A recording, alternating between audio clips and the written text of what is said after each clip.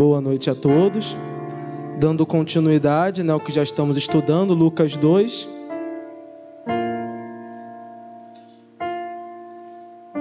Evangelho de Lucas, capítulo 2.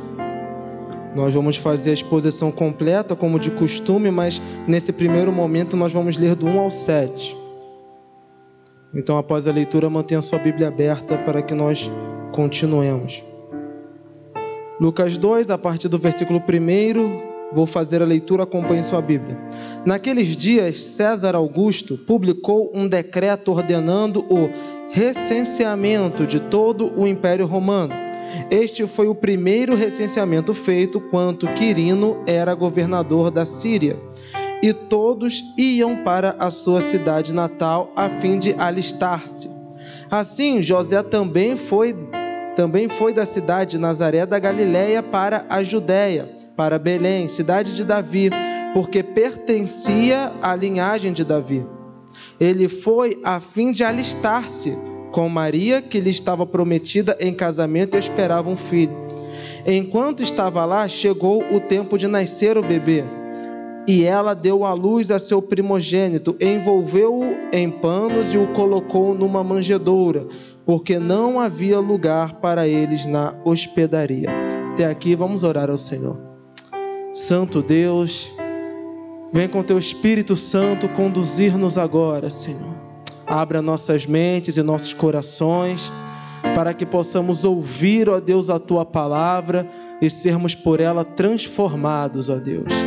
Que, ó Pai, ao relembrarmos a tua vinda maravilhosa aqui, para nos salvar e libertar do pecado, possamos cada vez mais crescer em graça e conhecimento. Fala aos nossos corações nessa noite. É o que te pedimos em nome de Cristo Jesus. Amém. O irmão pode sentar.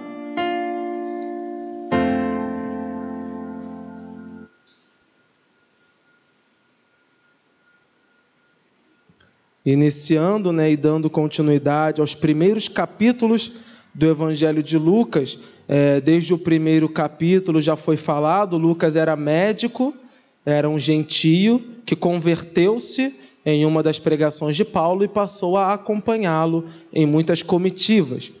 Por ser médico, provavelmente vinha de uma família boa ou de uma família bem estruturada, porque ter estudo no mundo antigo era muito raro. Então, para ele ter chegado a tal posição, ter estudado, não menciona, o termo que utiliza-se nunca é como um curandeiro, alguém que fazia, é um médico mesmo, é alguém que era reverenciado pela sociedade no cargo. Então, dá meio que uma brecha para nós acreditarmos que ele seria um homem muito culto, não apenas na medicina, e a sua forma de escrever demonstra isso, é um grego culto, ele sabe escrever. E uma das características dos gentios, principalmente da literatura grega, são histórias muito longas e com muitas aventuras. Dá para se ler a Odisseia, os trabalhos de Hércules, são histórias longas, são enciclopédias. O grego gostava disso.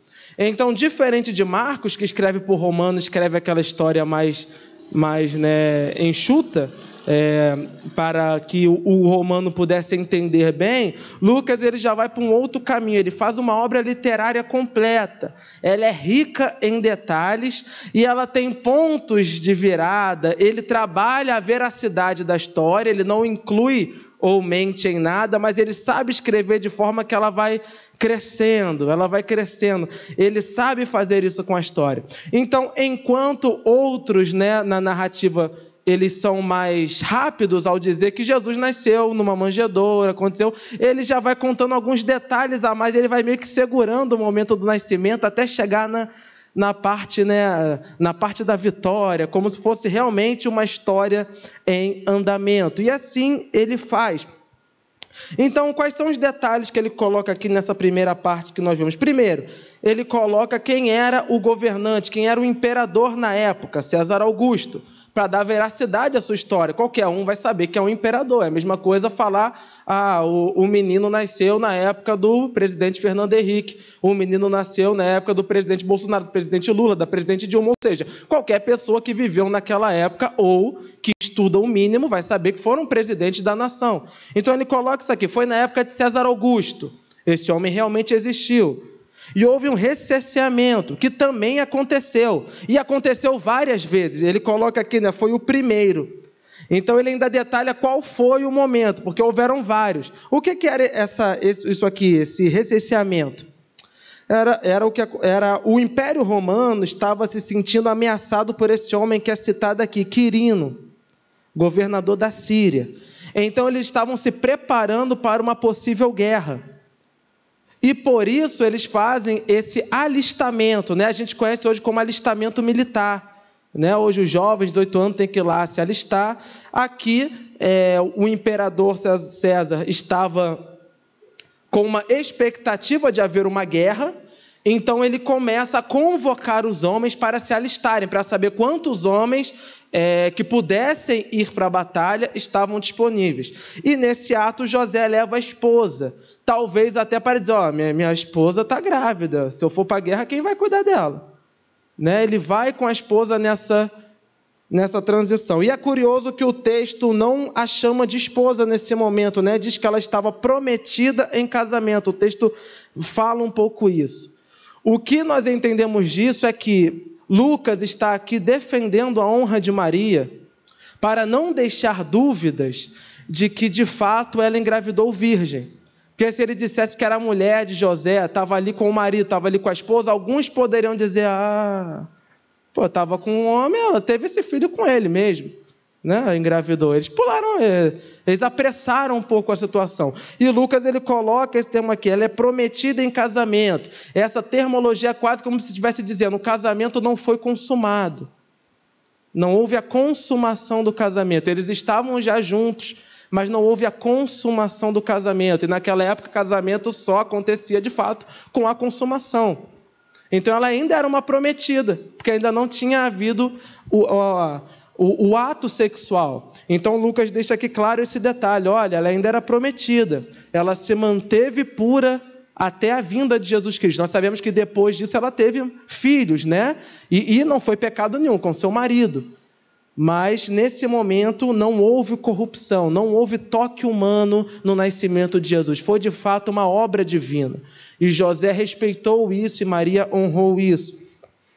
E eles vão para a cidade da onde José deveria se alistar, que é Belém. Por quê? Ele era da linhagem de Davi. E aqui se cumpre a profecia bíblica, que Jesus viria da linhagem de Davi. Porque, nesse momento, quando José está indo, ele leva a sua esposa grávida, aqui também é registrado Jesus. O meu filho está na barriga dela. Ele é meu filho. Ele é descendente de Davi, através de mim.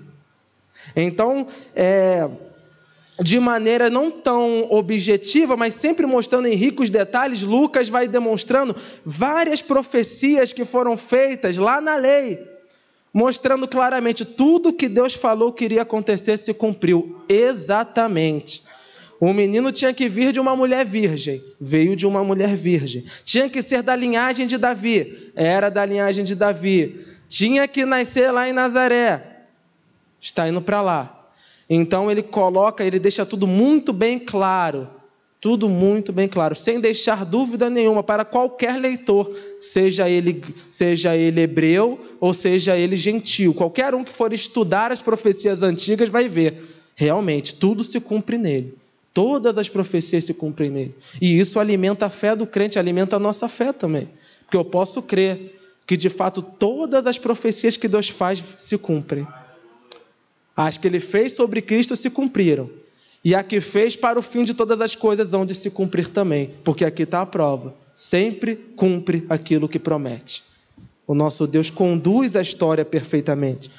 E chegou o momento do nascimento, né? O momento dela dar à luz. E ao que tudo indica, eles estavam ali no meio da rua, no meio da noite, sem saber para onde ir. Tentaram ir para uma hospedaria, não havia lugar. Então, eles foram para a manjedoura, para o estábulo, onde ficavam os animais. Né? Não sei se alguém aqui já teve o prazer de ir em alguma fazendinha, ou de ir em alguma área um pouquinho mais rural, né? Principalmente em sítios que tenham cavalos, etc. E você entrar ali no local que eles ficam, não é um odor muito agradável. Não é muito agradável. Por mais bem cuidado que o animal seja, não é um odor muito bom. Agora imagine o local onde o animal vai comer, né? Ou vai beber. E imaginemos que naquela época, o que nós hoje consideramos higiene não existia naquela época. Então, provavelmente foi o próprio José quem teve que lavar aquela manjedoura para ali colocar a criança. Para um grego, um romano, todos aqueles que estavam debaixo do jugo do imperador, esse nascimento aqui não aponta em nada um rei. Que rei é esse que nasce numa manjedoura? Quando nascia-se o primogênito, principalmente, porque esse aqui era o primogênito de Maria, quando se nasce o primogênito, aquele que é o herdeiro de todas as coisas, os imperadores faziam festas e chamavam os poderosos para os banquetes que duravam dias. Mas o Rei dos Reis e Senhor dos Senhores é colocado numa manjedoura porque não tinha lugar para ele na hospedaria. O que Lucas,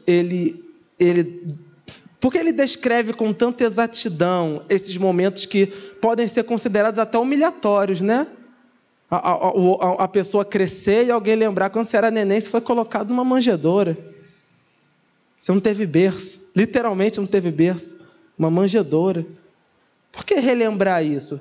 Qualquer um que quer apresentar alguém poderoso, alguém majestoso, oculta detalhes que, entre aspas, possam parecer vergonhosos. Mas é porque para Lucas e para nós, essa narrativa em nenhum momento é vergonhosa. Porque Lucas ele quer apresentar de fato a humildade em que Cristo Jesus veio. Cristo foi um homem humilde.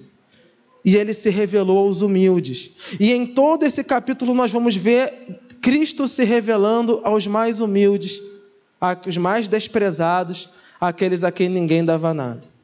E quando nós vemos isso e lemos lá o que Paulo diz, que Deus escolheu as coisas loucas desse mundo para envergonhar as sábias, as que não são para envergonhar as que são, nós começamos a entender essa característica do nosso Deus. O nosso Deus gosta de pessoas humildes.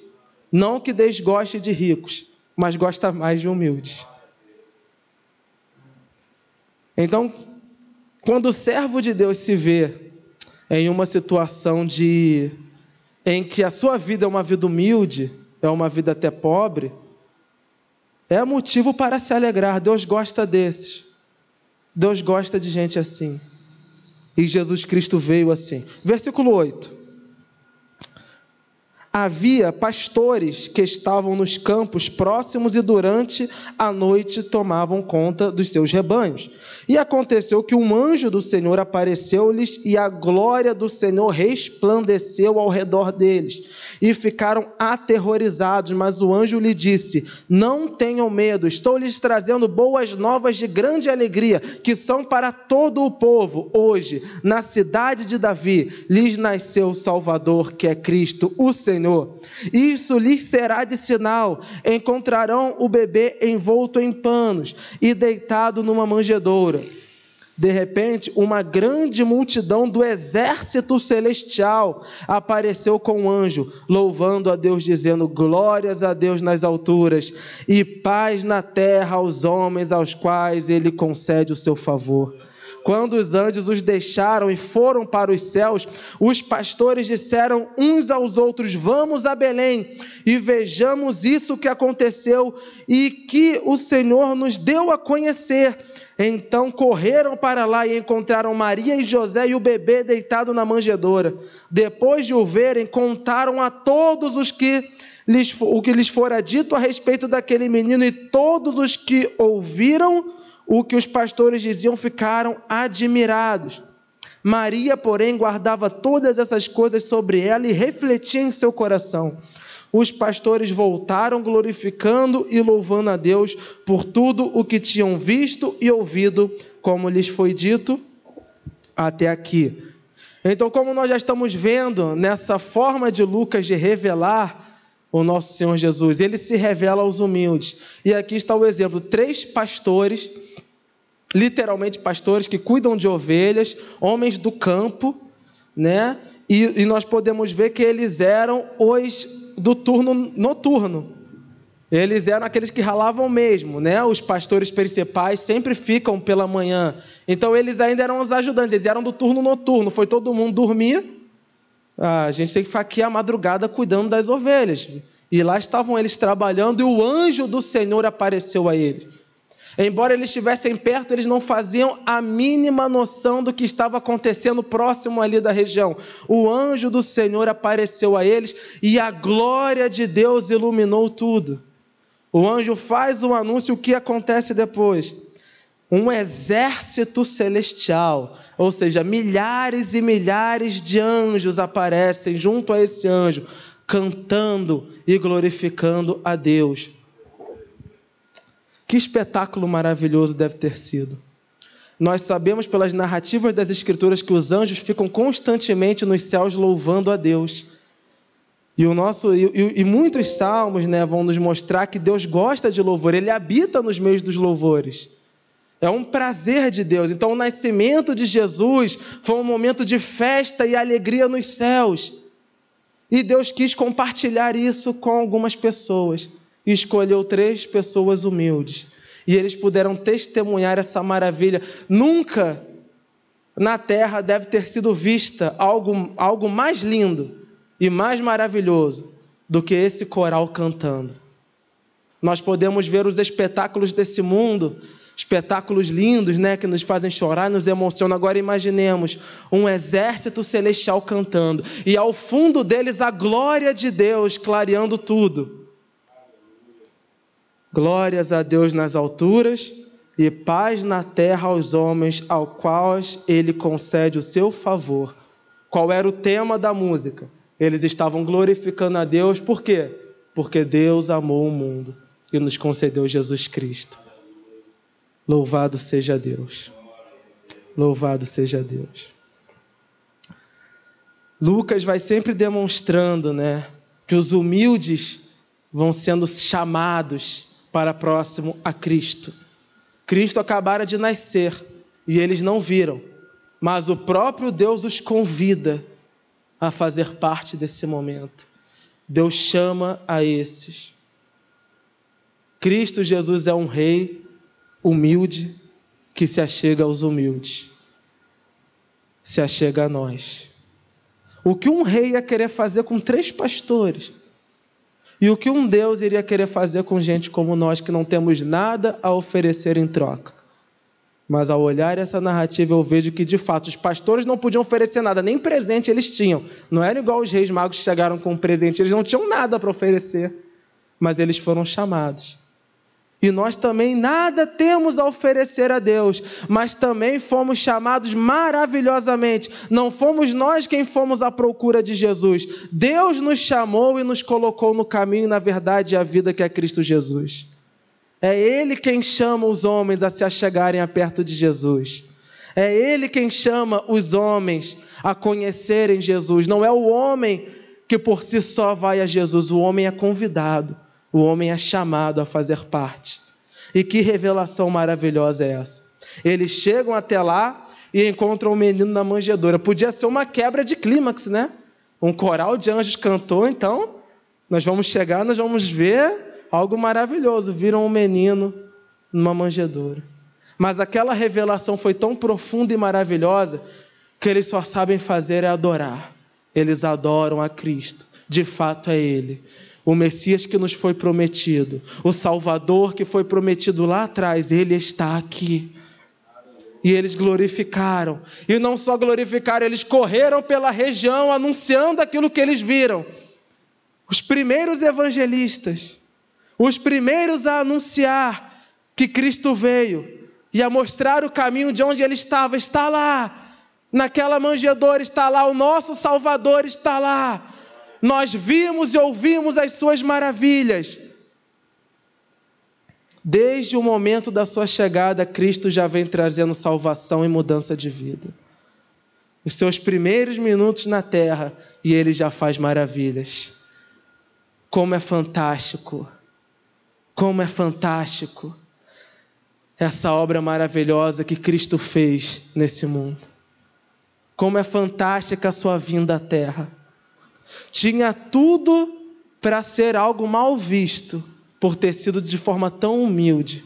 Mas Deus é tão maravilhoso, que Ele fez até mesmo esse nascimento se tornar algo grandioso, poderoso, e a glória do Senhor encheu o lugar. Era Deus na terra, paz na terra aos homens a quem Deus quer bem. Emanuel, Deus conosco. Deus havia finalmente se materializado e chegado à terra. A glória de Deus desceu e a glória estava nele, e tudo sempre apontou para Ele, para Cristo.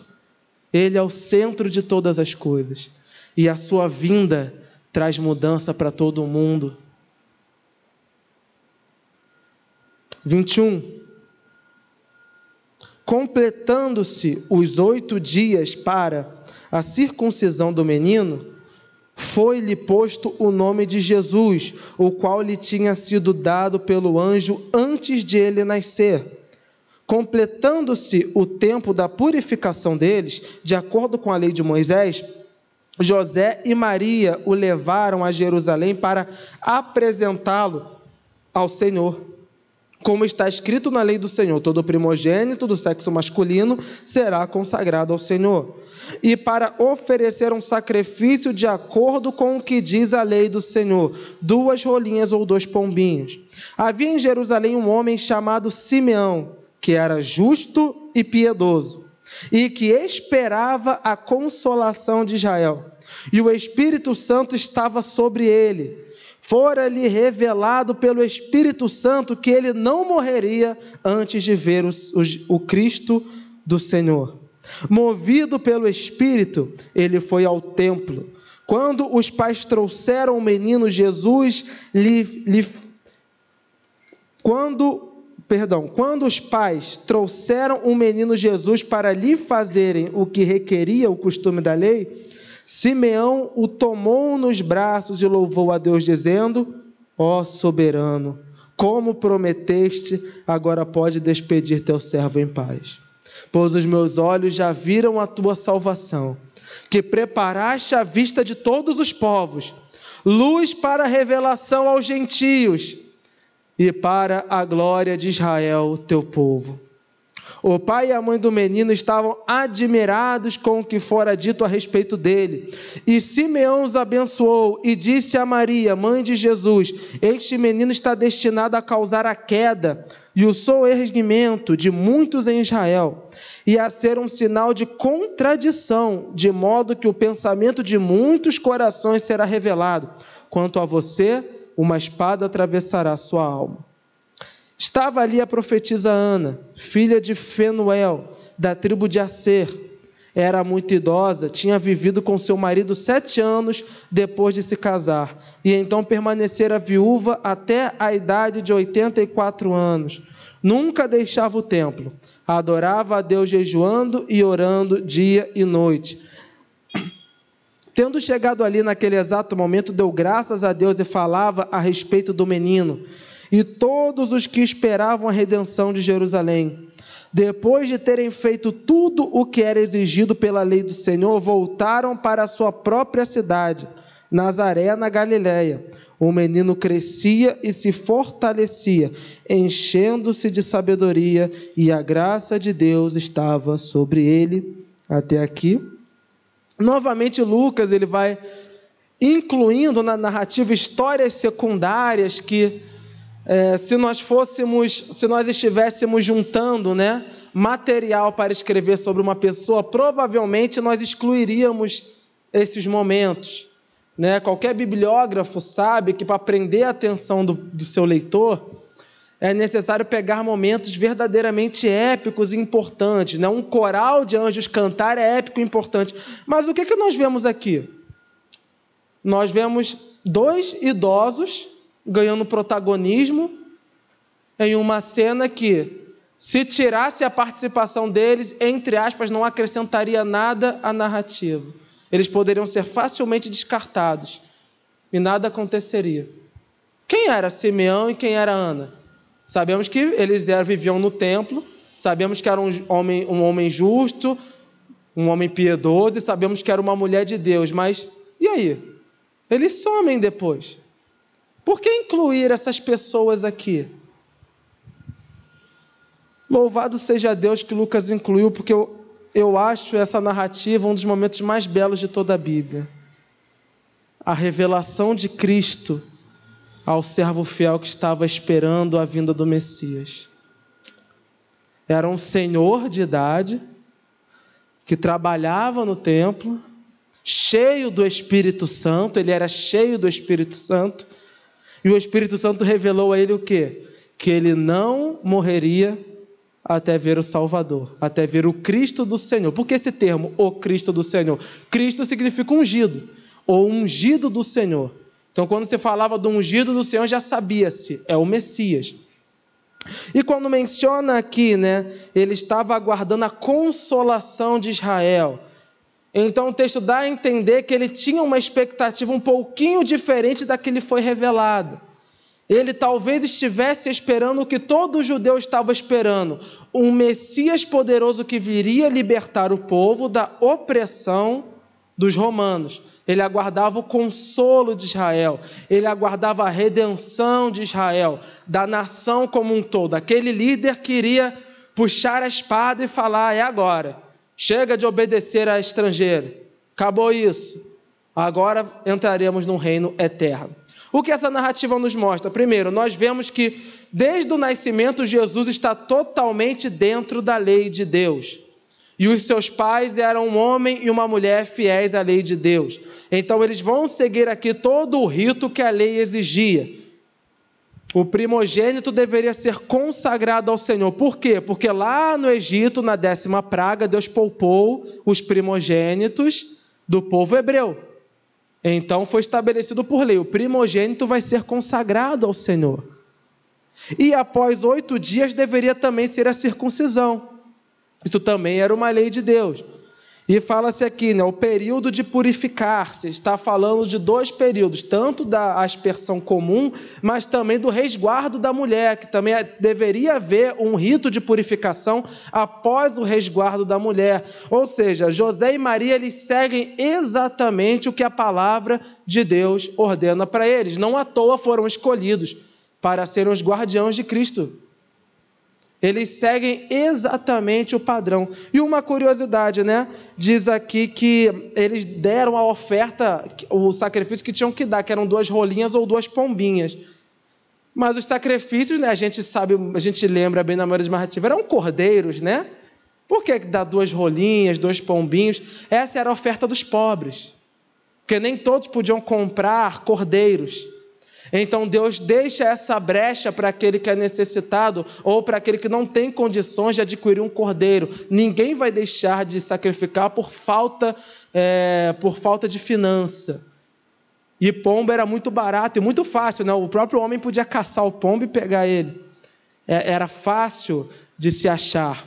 Então Deus sempre vai demonstrando essa preocupação com os humildes desde lá da época da lei. E a gente vê que José e Maria se encaixam na lei para os humildes, ou seja, era uma família humilde. Eles não tinham condições de comprar um cordeiro. E para essa família que não tinha condições de comprar um cordeiro, foi confiado a eles o Cordeiro Santo de Deus que tira o pecado do mundo. E ali eles levam e eles cumprem todo o rito da lei. Desde seu nascimento, Jesus está dentro de todas as profecias e também está dentro de todas as exigências da lei. Ele é perfeito. Desde o seu nascimento, perfeito. Não há mancha ou mácula. E isso é importante de estar aqui. Lucas sabe disso. Porque embora Lucas esteja escrevendo para um gentio, aqui nós vemos nesse tipo de narrativa, há uma expectativa que o judeu também leia. Essa expectativa está aqui, porque ele coloca detalhes que só o judeu vai entender. Mesmo ele sendo um gentio, ele demonstra um respeito pela lei do Senhor e pelo povo judeu, que ele quer deixar claro aqui para o judeu isso também. Vejam só, eu pesquisei exatamente tudo, eu fui atrás de cada detalhe e eu posso constatar. Desde que nasceu, ele está dentro de todo o processo da lei. Vejam só como ele está.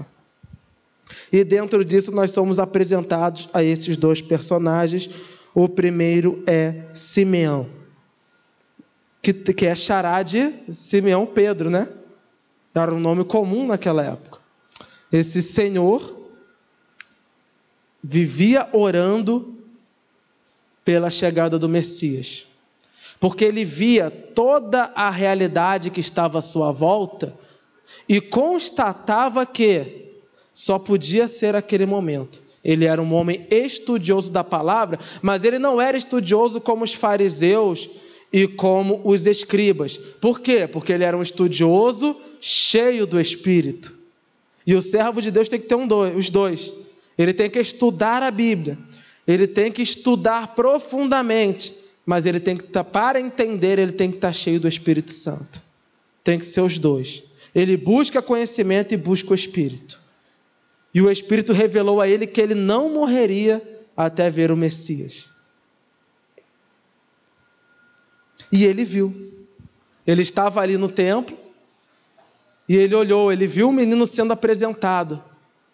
E parece, né, é muito parecido com a revelação que Isabel teve quando João Batista se alegrou dentro do ventre, né? Só de estar perto de Maria já grávida de Jesus, o bebê se alegra no ventre. Ele bate o olho ali no menino, naquele momento que estava acontecendo, é ele. É o Messias. É o Messias que Deus me prometeu ver. E ele vai lá, como era ali um sacerdote, obviamente ninguém temeria entregar o menino nos braços dele. Eles entregam, acreditando talvez que ele daria uma bênção comum, como todos os outros, e ali ele faz um louvor a Deus. Ele pega o menino e louva ao Senhor: ó soberano, como prometeste, agora pode despedir teu servo em paz. O que ele está dizendo? Já posso morrer, Senhor. Já posso morrer. Se eu sair daqui e morrer na porta do templo, estou feliz. Eu não preciso mais viver. Nada mais é necessário na minha vida. Tudo o que eu precisava se concretizou nesse exato momento. Todas as minhas necessidades se concretizaram nesse exato momento. Aqui, agora, o propósito da minha vida se cumpriu. Eu vi o Salvador. Pois os meus olhos já viram a tua salvação que preparaste à vista de todos os povos. Antes ele orava pela libertação de Israel.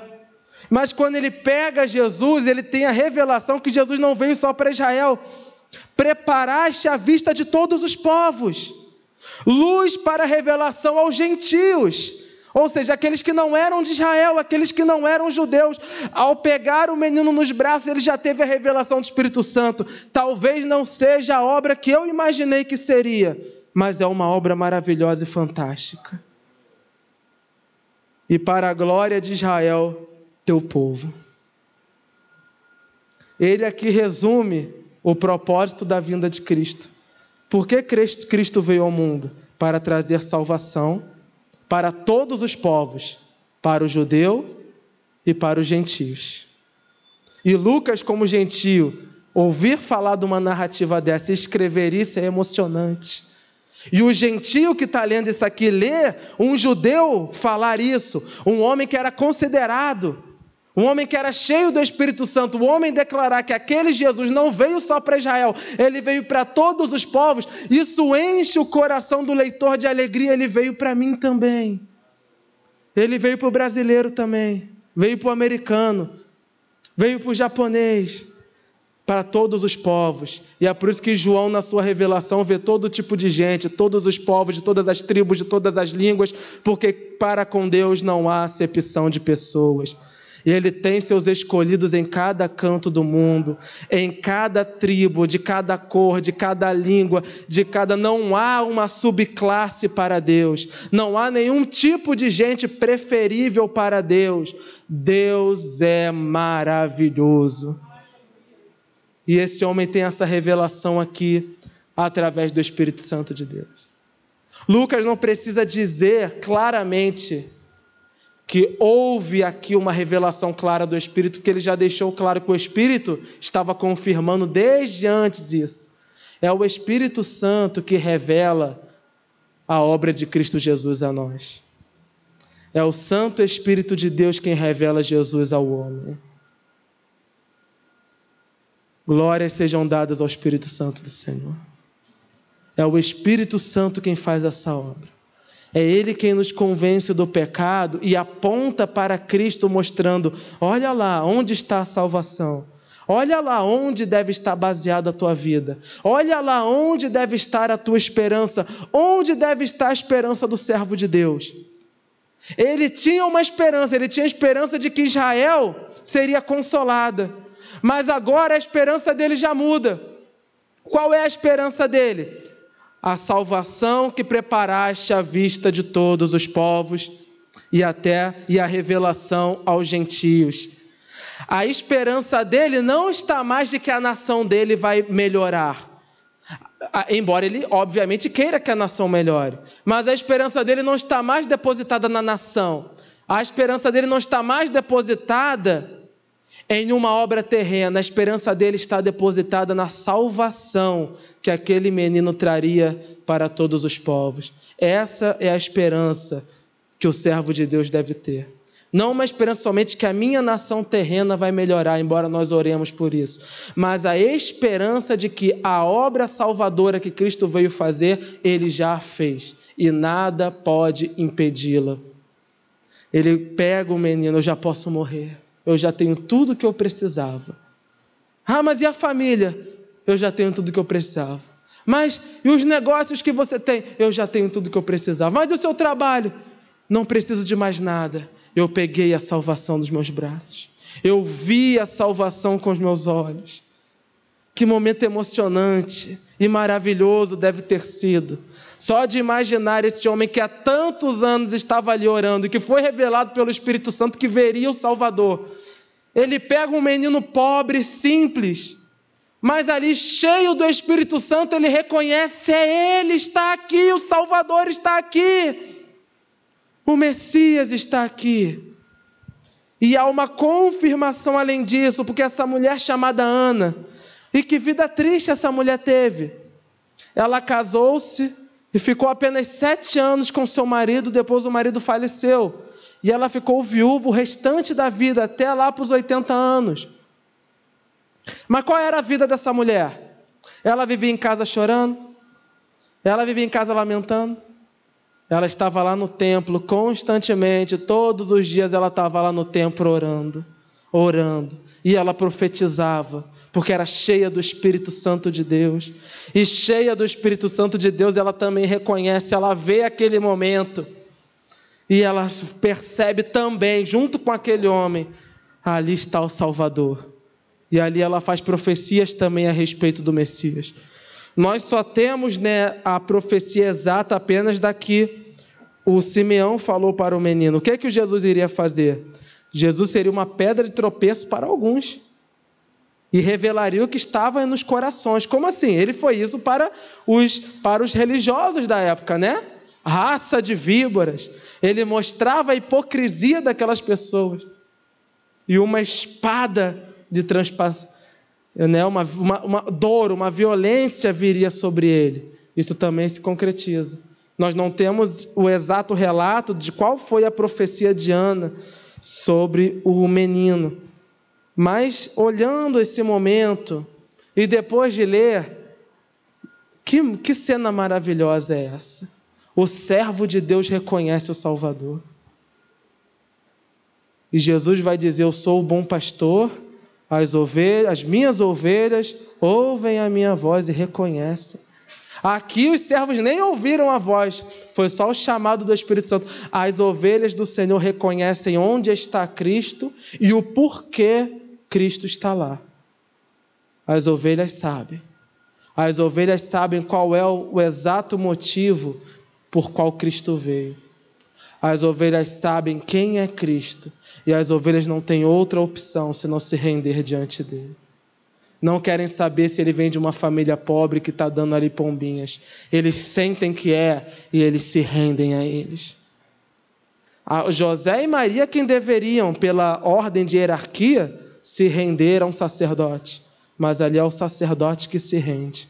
Aqui está o meu rei, o ungido, o Cristo, ele está aqui. E eu não quero saber se ele veio em uma família humilde, eu não quero saber se ele veio de uma família pobre. Eu sei Ele vai fazer a obra que foi prometida.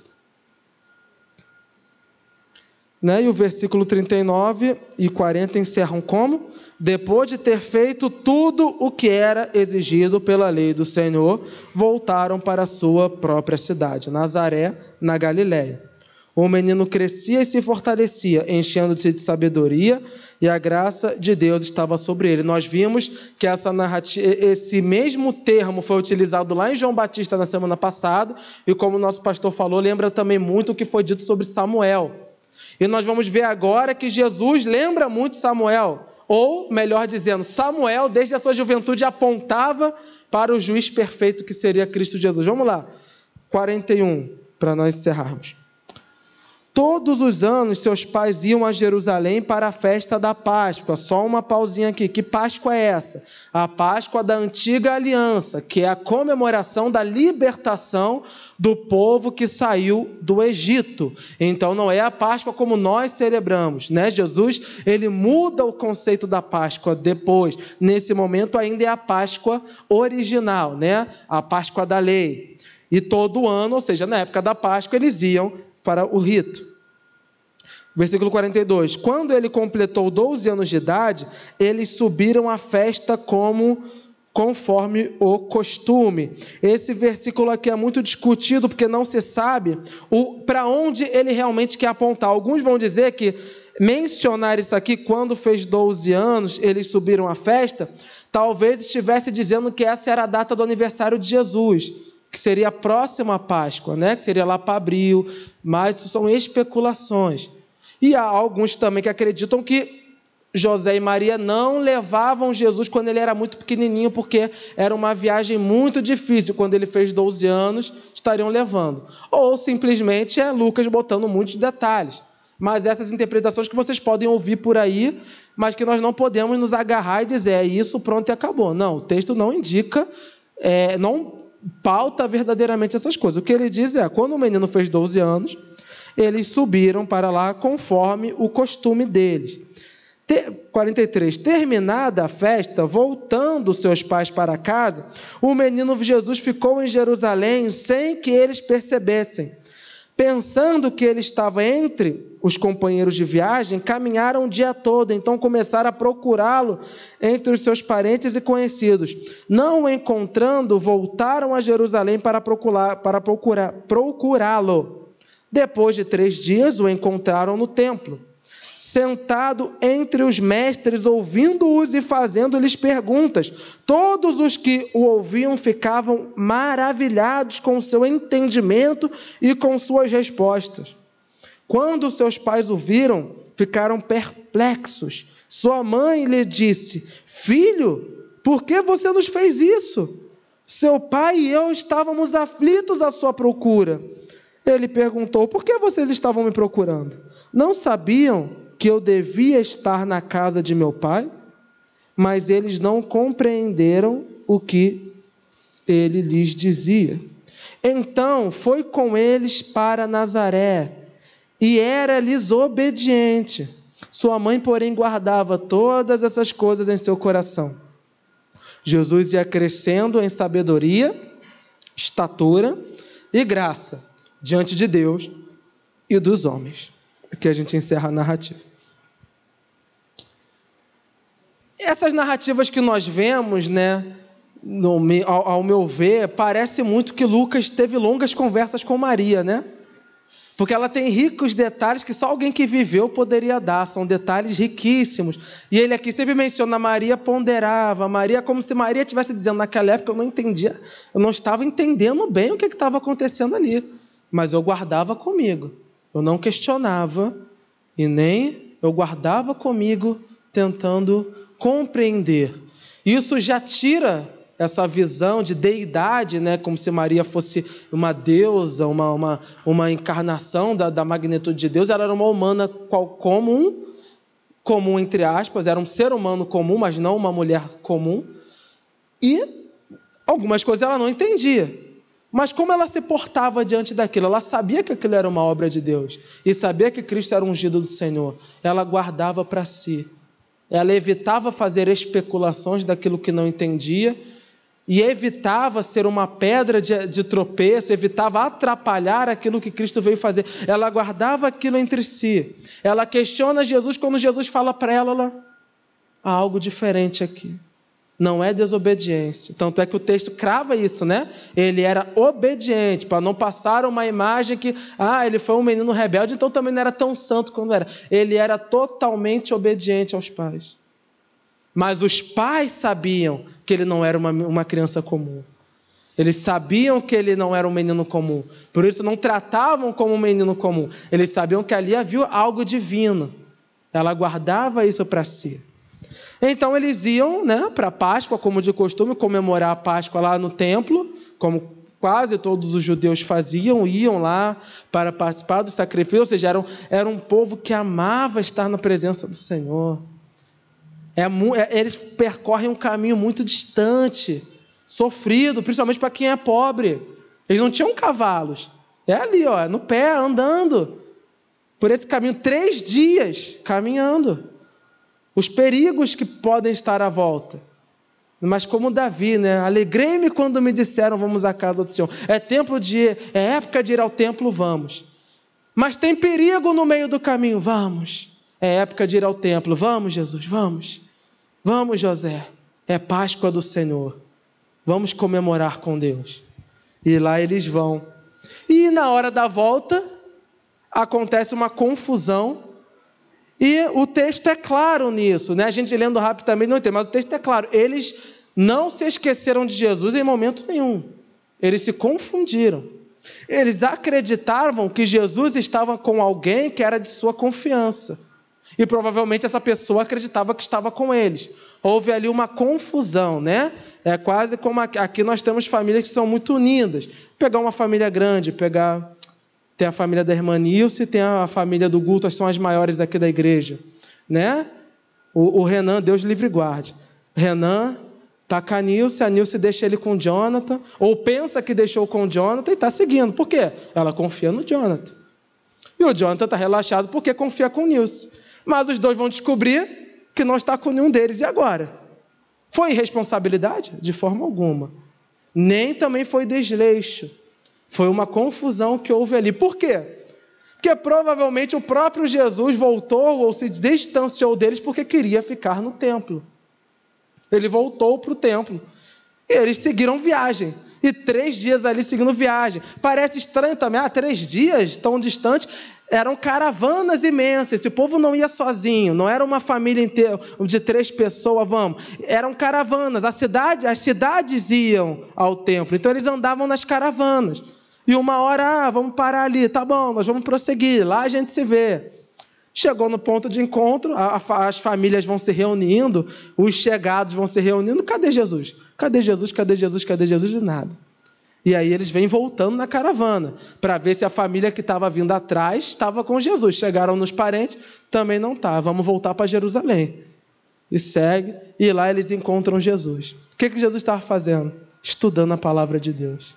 Ele estava sentado junto com os mestres, um menino de 12 anos, sentado ali junto com os mestres, lhes fazia perguntas e lhes dava respostas, demonstrando que Jesus não perguntava. Isso é uma coisa maravilhosa, é uma das habilidades que Jesus tem. Jesus tem uma didática fantástica, que nós vemos depois quando ele está pregando, mas que nós vemos desde já. Jesus gosta muito de ensinar fazendo perguntas, não é? Nós lemos isso lá em Mateus, em Marcos. Ele às vezes faz perguntas e depois traz as respostas. Ele ensina fazendo perguntas, porque era uma pessoa humilde. Dificilmente Jesus tinha a intenção de humilhar alguém. Só quando eram lá os fariseus, os sacerdotes, aí sim tinha que humilhar mesmo, porque eles eram arrogantes e soberbos. Mas não havia um desejo de Cristo nunca de humilhar. Então ele fazia perguntas para aproximar o ouvinte, trazer um assunto. O que você acha desse tema? O que você acha disso? A pessoa dá a opinião dela e aí Jesus vem corrigindo com amor, vem trazendo as respostas. Então imaginem homens altamente estudados, sacerdotes idosos, homens ali que estão acostumados a ensinar. Eles veem um menino de 12 anos fazendo perguntas difíceis e ao mesmo tempo sanando essas mesmas dúvidas. Ou seja, ele vai ali acrescentando conhecimento a todos os que estão ao redor. Ele está ali ensinando. Samuel, quando tinha 12 anos também, já julgava Israel. Ele ia lá ensinando, profetizando, mas Jesus ele vai fazendo de uma maneira maravilhosa. As pessoas ficam maravilhadas. Porque uma coisa é eu pegar o livro de alguém e fazer uma resenha sobre isso, né? Hoje eu vou pegar um livro do nosso bispo Walter Macalester e eu vou explicar aos irmãos o que ele quis dizer com isso. Aí eu faço uma rápida explanação. Mas aí outra coisa é eu convidar o bispo aqui, ele abrir o seu livro e explicar o porquê ele escreveu daquele livro, o que ele entendia daquele livro e o que ele queria trazer daquele livro. Então imaginem, todo servo de Deus, nós que estamos aqui, os pregadores daqui da igreja, nós pedimos a sabedoria do alto céu, mas falamos de textos que nós não escrevemos e da qual nós não vivemos. Então imagine aquele que inspirou todos os escritos, e não só inspirou, como participou e operou, porque Cristo já era desde antes da fundação do mundo. Ele não foi criado em Maria, ele encarnou através de Maria, mas ele já existia antes. João vai dizer, o verbo era Deus, estava com Deus, ele já existia. Então imagina aquele que viveu todas as coisas. Qual é a dúvida? A dúvida é como o mar abriu, ou eu posso dizer como o mar se abriu? Eu fiz o mar abrir. Querem saber sobre os escritos de Isaías? Eu inspirei Isaías a dizer. Eu posso explicar sobre isso. É maravilhoso. É maravilhoso. E quando nós observamos esses 4 momentos aqui destacados, do nascimento até a adolescência de Jesus, nós somos apresentados a 3 aspectos do Senhor. Primeiro, Ele é o Salvador, e Ele muda a vida daqueles que se achegam a Ele. Ele mudou a vida de todas essas pessoas que se achegaram a Ele. Ele mudou a vida de José e Maria, que eram os seus guardiões, mudou a vida daqueles pastores, mudou a vida de Simeão, mudou a vida de Ana, e está agora pregando para outras pessoas. Segundo, Ele era um homem humilde. E não tinha vergonha de ser humilde, não tinha vergonha das suas origens humanas, porque Ele mesmo escolheu vir assim. Terceiro, Ele é um mestre perfeito. Desde os 12 anos Ele já ensinava maravilhosamente sobre a palavra. Cristo é perfeito. Cristo é perfeito. Toda a sua vida é perfeita. Toda a sua obra é perfeita. E o que nós aprendemos nesse capítulo aqui através dessas narrativas de Lucas? A palavra de Deus sempre se cumpre. Sempre. Como é possível que tantas coisas se cumpram exatamente? Foi profetizado que viria de uma virgem, foi profetizado que nasceria em Belém, foi profetizado que seria um homem humilde, foi profetizado que seria o Salvador. Tudo isso aqui foi profetizado, todas as coisas acontecem e Deus as faz acontecer. Amados, por que José teve que ir para Belém? Porque estava prestes a acontecer uma guerra. Uma guerra, César Augusto estava cerceando o povo porque ia acontecer uma guerra. Deus opera seus milagres e suas maravilhas até mesmo no meio da bagunça do mundo. Coisa que nós nem imaginamos. José estava indo lá, meu Deus, talvez eu possa ir para a guerra. E é surpreendido com a revelação da profecia, o Messias nasce exatamente como deveria nascer. Porque as coisas ruins acontecem no mundo? Acontecem porque Deus as quer e Ele está no controle de todas as coisas. E no fim, todas as coisas cooperarão para o bem daqueles que amam a Deus. As crises políticas cooperam para o bem daqueles que amam a Deus. Tudo coopera para o bem daqueles que amam a Deus. E que bem é esse? É o bem que Simeão viu aqui, a salvação. Eu não preciso de mais nada. Eu não preciso de mais nada, eu vi o Salvador. E se eu morrer hoje, eu morro feliz porque o Salvador se revelou a mim. O servo de Deus tem que viver assim. Se eu morrer agora, se eu descer ali a escada, tropeçar, quebrar meu pescocinho, eu morro feliz. O Salvador se revelou a mim. O Salvador se revelou a mim. Eu não preciso de mais nada. Pode me despedir em paz, Senhor. O Salvador se revelou a mim. Um coro de anjos cantando esse momento maravilhoso. Jesus é o centro de todas as coisas. Nós precisamos depositar as nossas esperanças nele, porque ele veio para isso, trazer paz para nós. Ele veio trazer paz para nós. Paz com Deus, porque estávamos em guerra com Deus através do pecado, mas também paz para as nossas almas, porque ele é o príncipe da paz. A minha vida deve estar centralizada e minha esperança depositada nele, em Cristo, porque ele é o centro de todas as coisas, ele é o meu Salvador. E que maravilhoso Salvador é esse, que se revela a pessoas humildes como nós, que nada têm a oferecer, mas que recebem do alto a graça e o favor de Deus. Vamos orar ao Senhor. Santo Deus, queremos te agradecer nessa noite. Te agradecer, Espírito Santo de Deus, por ter revelado a nós as maravilhas de Cristo Jesus. Obrigado, Espírito Santo. O Senhor nos chamou e nos revelou Cristo Jesus, que é o caminho, a verdade e a vida que leva ao Pai. A tua obra, ó Senhor, é trazer salvação. E nós colocamos agora, Senhor, a nossa esperança na tua salvação, Senhor. Ainda que os reinos estejam em pé de guerra, ainda que os governantes estejam cerceando o povo, nós sabemos que todas as coisas cooperam para que a tua palavra se cumpra. E a tua palavra é boa, perfeita e agradável. Tu estás no controle de todas as coisas. Dá-nos um coração como de Simeão, um coração como de Ana, uma mulher que sofreu a vida quase que toda viúva, mas estava ali no teu templo orando e clamando a ti. A esperança dela estava na vinda do Salvador. A esperança de Simeão estava na vinda do Salvador. E o Senhor veio, a tua promessa se cumpriu, e hoje nós fomos salvos, lavados e remidos, graças à tua obra maravilhosa.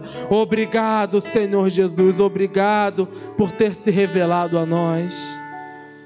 Oh, Senhor, estamos no aguardo de nós também vermos o coral celestial cantando a ti, Senhor. Mas dessa vez estaremos nós lá também cantando e glorificando a ti no céu, diante da tua glória, sendo iluminados pela tua presença. Não porque merecemos, mas porque o Senhor prometeu e cumpriu. O Senhor enviou-nos o Salvador. Oh, Cristo Jesus, eu te agradeço, Senhor. Eu te agradeço pela tua obra. Eu te agradeço por ser a luz aos gentios. Eu te agradeço por ser esperança a todos os povos. Eu te agradeço por ter me chamado, mesmo sem ter nada a te oferecer. Eu te agradeço, Senhor. Glorifico o teu nome junto com meus irmãos. Exalto a ti, Senhor. Grande és tu, Pai. Grande és tu. Louvado, engrandecido, digno de toda exaltação, de todo louvor, digno de toda honra e de toda glória, digno de receber toda adoração. Maravilhoso és tu. Vieste humilde, ó Deus, numa simples manjedoura, mas nós sabemos, tu és o Rei dos Reis e o Senhor dos Senhores. Os anjos louvam a ti, Senhor. Os homens se admiram diante de ti.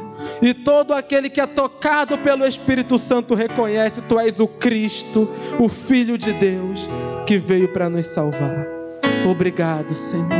Te agradecemos em nome de Cristo Jesus. Amém.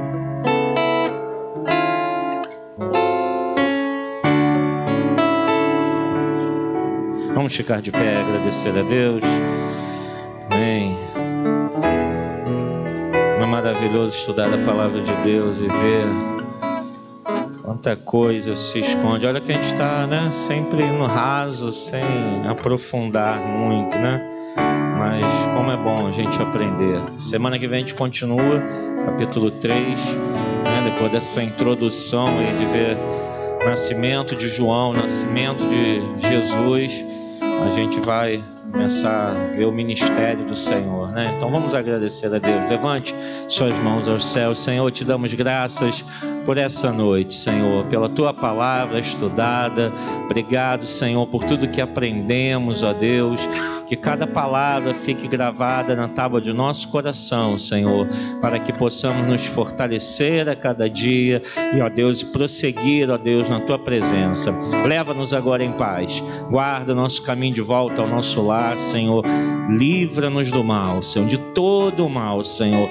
Cerca-nos com a tua bênção, com a tua presença, Pai, pois cremos que tu és o Deus que cuida de nós, Senhor. Nos dá uma noite tranquila, de paz, um bom restante de semana, Senhor.